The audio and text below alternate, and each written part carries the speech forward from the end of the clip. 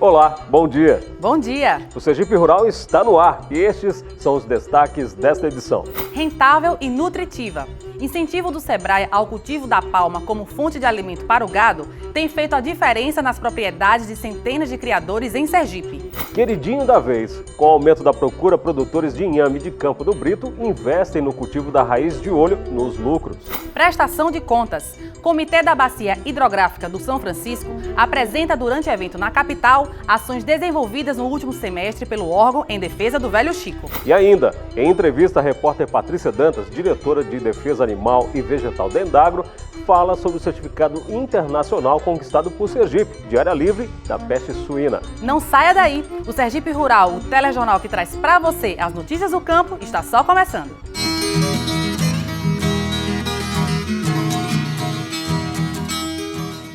A gente começa essa edição com o resultado positivo do projeto realizado pelo Sebrae, que tem feito a diferença na vida de criadores de gado da região sertaneja do estado. Marcelo se refere às pesquisas realizadas pelo Sebrae na produção da palma para alimentação do gado.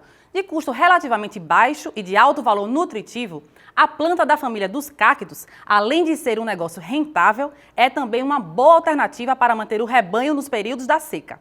Confira os detalhes na reportagem de Patrícia Dantas e Jorge Henrique. Para os sertanejos, o cultivo da palma para forragem passou a ser obrigatório, mas sempre foi feito com um espaçamento muito maior do que o necessário. O Sebrae pesquisou o cultivo em massa da palma e a produção surpreendeu. Alcançou safra recorde de 732 toneladas por hectare em apenas 13 meses de cultivo. E do bom resultado desses experimentos surgiu o projeto Palma para Sergipe, com o objetivo de contribuir para o desenvolvimento sustentável dos municípios sergipanos inseridos na região semiárida. O grande nicho de propriedades que forma a região semiárida é composto de pequenos módulos rurais, de 20 até 30 tarefas. Isso dá uns 10 hectares, mais ou menos. E é aí onde está o desafio da gente enquanto técnicos. Como fazer uma pequena propriedade rural situada em plena região semiárida garantir o sustento daquela família que a tem como fonte de sobrevivência. E nada melhor do que a nossa palma, com esse novo modelo tecnológico de produção, para conferir esses melhores resultados. Com o sucesso obtido pelo projeto Palma para Sergipe, o Sebrae deu início ao Palma Doce Sergipana. Até o momento, os dois projetos já beneficiaram mais de 800 famílias, com mais de 3,5 milhões de mudas de palma plantadas em Sergipe. Paulo Suassuna, consultor do Sebrae, nos explica como esse projeto funciona. Inicialmente, o Sebrae define os municípios que pretende atender naquele ano. Normalmente são municípios secos, que tem problemas climáticos, e a gente faz umas reuniões chamadas de reuniões de sensibilização. Aí é onde a gente mostra todo o potencial que a palma pode trazer para os produtores. E ao final dessa reunião de sensibilização, alguns produtores já se candidatam a querer participar do projeto. Bom, no que ele se candidata a participar, o Sebrae já faz uma relação de parceria com ele, onde toda a hora-máquina destinada ao preparo de solo fica por conta do produtor rural, as sementes de palma também ficam por conta dele e a mão de obra. O Sebrae ele vai arcar com todos os insumos, adubos, defensivos, pulverizador costal, equipamento de proteção individual, e a assessoria técnica por um período de 1 ano. E tudo que for produzido ao final de 1 ano, de agora por diante, o produtor não tem que devolver não, é dele mesmo, não tem que contrapartida mais não. Com 3 hectares de palma cultivados e seguindo os fundamentos da tecnologia do cultivo intensivo, um pequeno empreendedor rural pode criar 75 vacas, com produção média de 1.500 litros de leite. E por causa desses números, mesmo antes de participar do projeto, esse pequeno produtor já apostou na palma. Logo após eu participar, a convite do Sebrae, do Congresso Internacional de Cactos em João Pessoa, na Paraíba, e uma visita a Itaperoá. A gente já via essa curiosidade, e se lá estava dando certo, a gente resolveu implantar, inclusive, por conta própria, só, claro, com consultoria do SEBRAE, mas sem estar presente. E agora resolvemos implantar esse ano um campo aqui na propriedade. E o resultado, nós, como vemos aqui nas imagens, né, a produção, né, é incomparável à produção tradicional. Os projetos já resultaram em 40 campos experimentais em 18 municípios sergipanos. E por causa do projeto, a cidade de Pinhão foi um dos municípios reconhecidos como um produtor de mudas de palma de qualidade. Para a Dona Maria de Lourdes, uma nova forma de renda. Gostei do resultado e ampliei a minha plantação. Aí o ano passado eu tive muita procura para sementes e eu vendi para Bahia. Eu vendi as raquetes, que são as mudas. E este ano eu vendi através de toneladas. Além da venda das mudas, Maria de Lourdes usa a palma para alimentar a criação de ovinos. E pela barulheira e empurra-empurra dos animais no coxo, a palma é refeição disputada.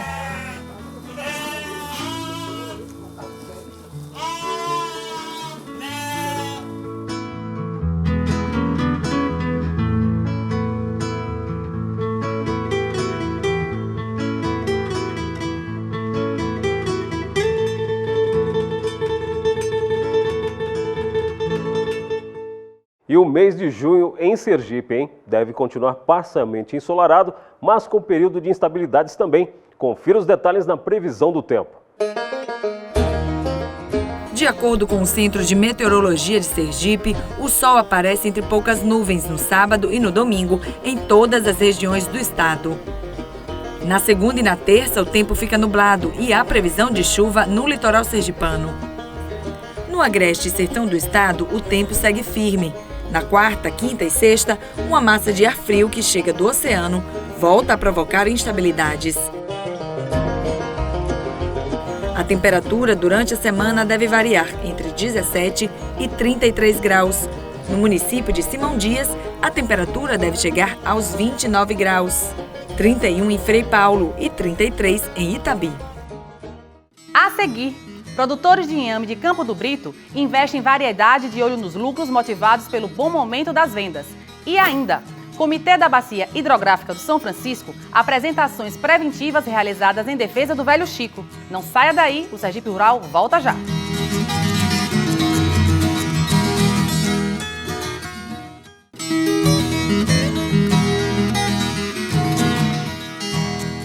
Estamos de volta e desta vez para falar sobre as ações desenvolvidas pelo Comitê da Bacia Hidrográfica do São Francisco em prol da sua preservação. Pois é, Marcelo. A prestação de contas das atividades desenvolvidas no Velho Chico foram apresentadas durante o evento realizado aqui em Aracaju. Confira. O comitê é formado pelos estados da Bahia, Alagoas, Sergipe, Pernambuco, Minas Gerais, Goiás e Distrito Federal. Durante a 29ª plenária em Aracaju, foram apresentadas ao público presente ações desenvolvidas nos últimos 6 meses, como projetos hidroambientais, entrega de planos de saneamento, reuniões ordinárias e mobilizações em prol da defesa do Velho Chico.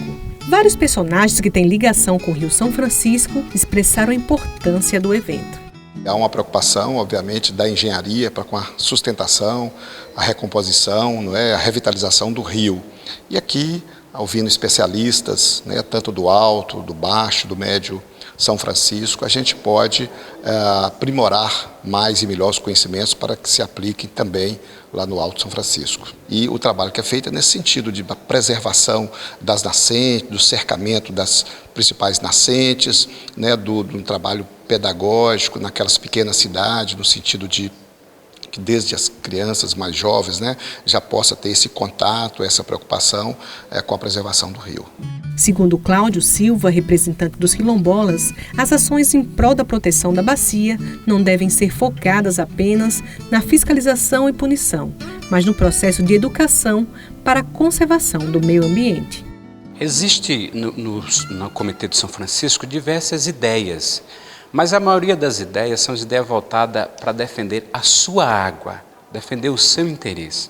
E as comunidades tradicionais, ela traz para a Bacia do São Francisco, para o Comitê da Bacia do São Francisco, uma ideia que não devemos lutar apenas pela nossa água, mas sim pelo nosso rio, para que nós tenhamos um rio que seja suficiente para atender todas as demandas, que não seja focado só para o interesse econômico do agronegócio, por exemplo, o interesse econômico da produção de energia, da navegação, da produção industrial e desconsiderar os outros usos da pesca, da pequena agricultura, da produção, do abastecimento das comunidades. Então, nós trazemos essa mensagem. A operação de reservatórios das águas do Velho Chico e os sistemas de vazões reduzidas foram alguns dos temas em pauta na 29ª plenária do comitê. E esse assunto interessou esse piscicultor de Sergipe. Um evento desse discute vários segmentos, vários problemas, sabe?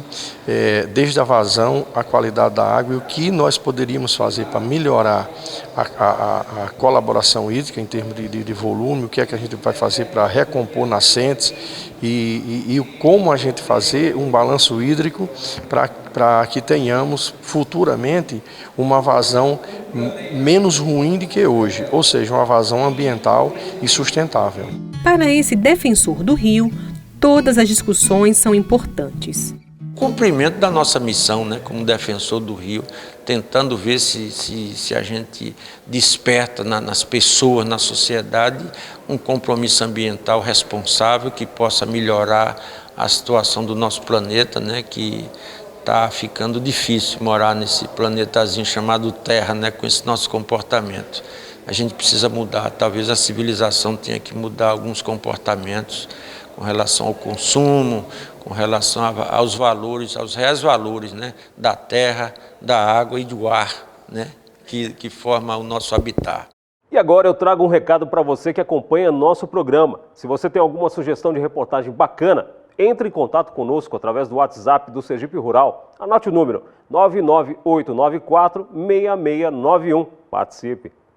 E quem entrou em contato esta semana com a gente para sugerir a reportagem foi a assistente social Lidiane Silveira, que mora no município de Nossa Senhora do Socorro. Lidiane nos contou que nas horas vagas ela gosta de praticar atividades físicas e por isso não abre mão do consumo de raízes, é exemplo do inhame, como fonte de energia. E se a procura está em alta, os agricultores, claro, agradecem. Na cidade de Campo do Brito, por exemplo, os produtores têm investido em variedade de olho nos lucros.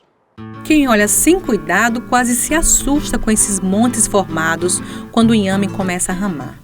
Mas o que sai da terra é uma raiz suculenta, cheia de vitaminas e muito apreciada por quem faz exercícios físicos.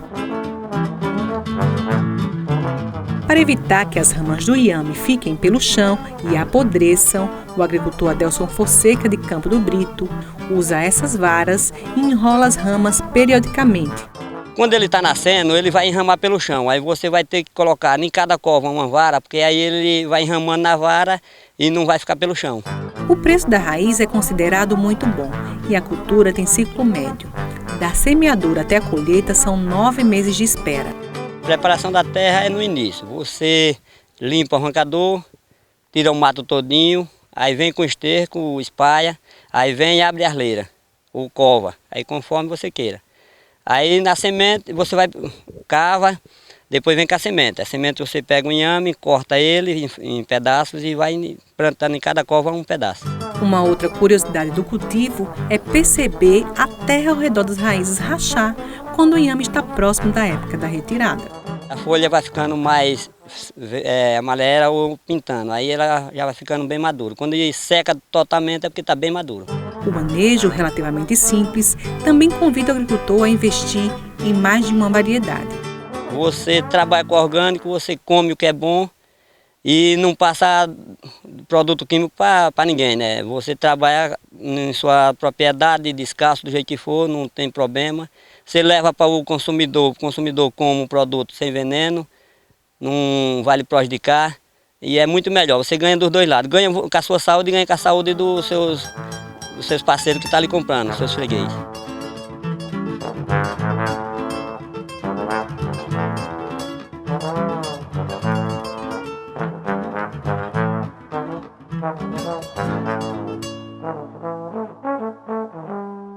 Em instantes, vamos falar da certificação internacional conquistada por Sergipe de área livre da peste suína. A repórter Patrícia Dantas conversa sobre o assunto com a diretora de Defesa Animal e Vegetal da Indagro, Salete Dezen.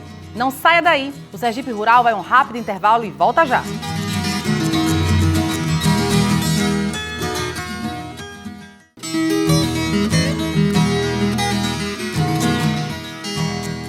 Sergipe conquistou recentemente o certificado internacional de área livre da peste suína, documento que habilita o Estado a exportar a carne de porco com menos burocracia para o exterior. Em entrevista à repórter Patrícia Dantas, a diretora de Defesa Animal e Vegetal da Indagro falou sobre a inédita conquista, fruto do trabalho preventivo realizado. Acompanhe.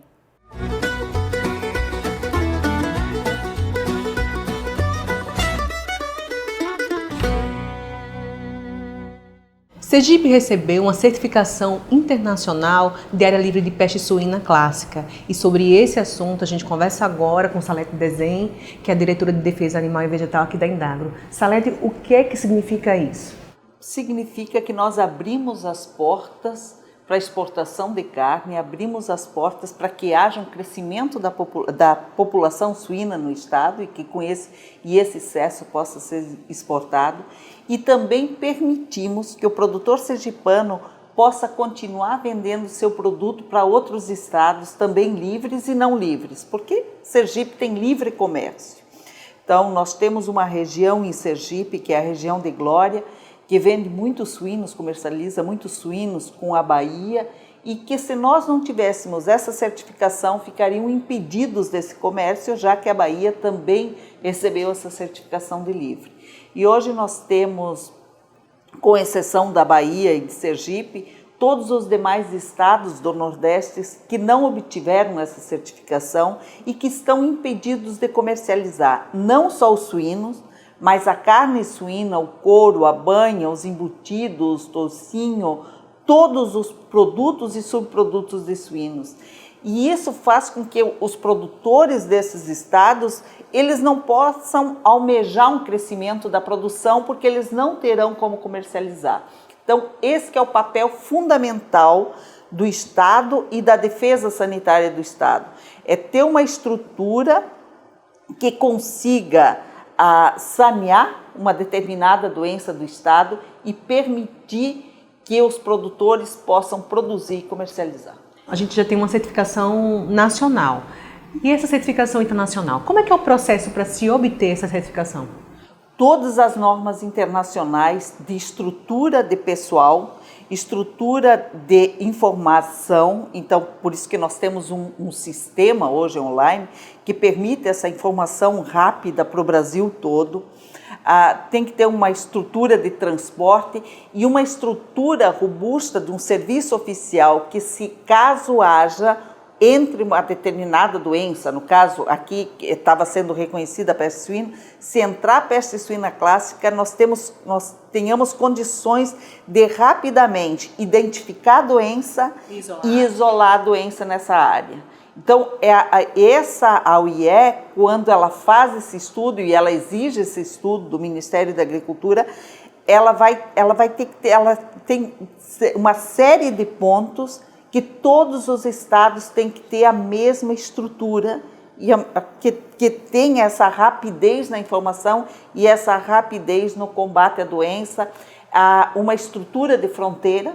Por isso que nós mantemos nossos postos junto com Alagoas, hoje já não mais pela febre aftosa, já que são livres os estados do Nordeste, mas hoje pela peste suína clássica. É a nossa maior preocupação hoje, as nossas barreiras de fronteira e a nossa fiscalização móvel, que atua muito nessa área com a fronteira com Alagoas, justamente para impedir a entrada desses produtos de área contaminada, porque hoje Alagoas para cima e alguns estados do Norte são considerados pelas organizações internacionais como zona infectada de peste suína clássica.